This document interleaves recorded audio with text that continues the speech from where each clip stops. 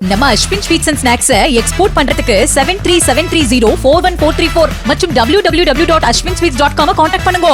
தமிழக அரசியலுக்கு கிங் மேக்கராக வரவில்லை, வெற்றி பெறுவதற்காக வந்துள்ளதாக தாவேக தலைவர் விஜய் தனியார் ஆங்கில தொலைக்காட்சிக்கு அளித்த பேட்டியில் கூறியுள்ளார். இதுகுறித்த கூடுதல் தகவல்களை செய்தியாளர் யுவராஜிடம் கேட்கலாம்.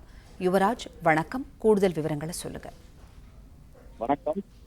தமிழக வெற்றி கழகத்தினுடைய தலைவர் விஜய் நேற்று தனியார் ஆங்கில தொலைக்காட்சியினுடைய மூத்த செய்தியாளர்கள் சிலரை சந்தித்து தன்னுடைய அந்த கருத்துக்களை சிலவற்றை தெரிவித்திருக்கின்றார். அதிலும் குறிப்பாக 33 ஆண்டுகளாக நடித்து வரும் தான் சினிமாவிலிருந்து தன்னிச்சையாகவே விலகியுள்ளதாகவும் அரசியலில் தான் தன்னுடைய முழு நேரமும் இனி இருக்கும் என்றும் அதில் தெரிவித்திருக்கின்றார்.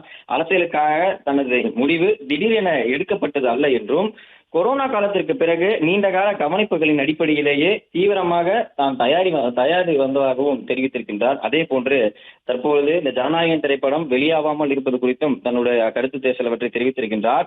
தயாரிப்பாளரின் நிலைமைக்கு தன்னால் ஆழ்ந்த அனுதாபங்களை உணர முடிகிறது என்றும், அரசியலில் இறங்கினால் இது போன்ற பிரச்சனைகள் வரும், தன்னுடைய திரைப்படத்தை குறிவைப்பார்கள் என்று தெரிந்ததுதான் என்று தன்னுடைய அந்த கருத்தையும் தெரிவித்திருக்கின்றார்.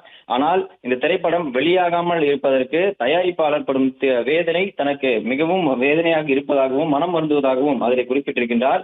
கரூர் சம்பவம் தொடர்பாக விஜய் இதுவரை மனம் திறந்து பேசவில்லை என்கின்ற ஒரு குற்றச்சாட்டு இதுவரை இருந்து வந்தது. அந்த சம்பவம் குறித்தும் விஜய் பேசியிருக்கிறார் உணர்ச்சி பூர்வமாக. கரூர் சம்பவம் தன்னை அதிர்ச்சி அடைய செய்ததோடு இன்னும் மனதை வாட்டி கொண்டு இருப்பதாகவும் அதில் தெரிவித்திருக்கின்றார்.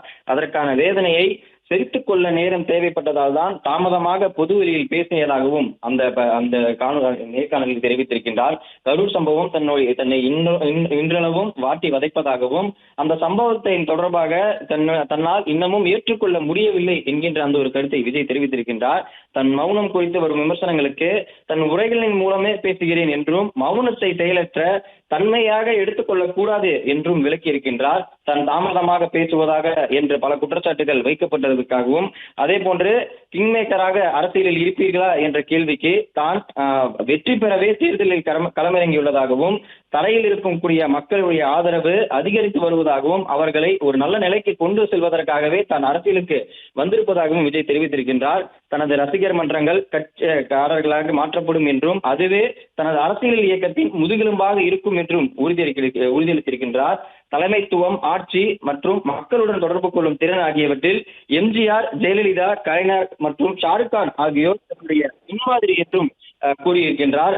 தொடர்ந்து இந்த கரூர் சம்பவங்கள் குறித்தும், அதே போன்று ஜனநாயகன் திரைப்படத்தினருக்கான அந்த வெளியீடு குறித்தும் விஜய் இதுவரை பொதுவெளியிலேயோ தன்னுடைய மௌனத்தை கலைக்கவில்லை என்கின்ற அந்த ஒரு குற்றச்சாட்டு இருந்து வந்தது. அதே போன்று ஜனநாயகன் திரைப்படத்திற்கு தான் அரசியலில் இறங்கினால் தன்னுடைய ஜனநாயகன் திரைப்படம் குறிவைக்கப்படும் என்ற நிகழ்வு தெரிந்த ஒன்றுதான் என்றும் தெரிவித்திருக்கின்றார். நம்ம Ashwin sweets and snacks export பண்றதுக்கு 7373041434 மற்றும் www.ashwinsweets.com கான்டாக்ட் பண்ணுங்க. பிளே ஸ்டோர் மற்றும் ஆப் ஸ்டோரில் இருந்து பாலிமர் செயலியை QR கோடு மூலம் பதிவிறக்கம் செய்யுங்கள். செய்திகளை உடனுக்குடன் பெறுங்கள்.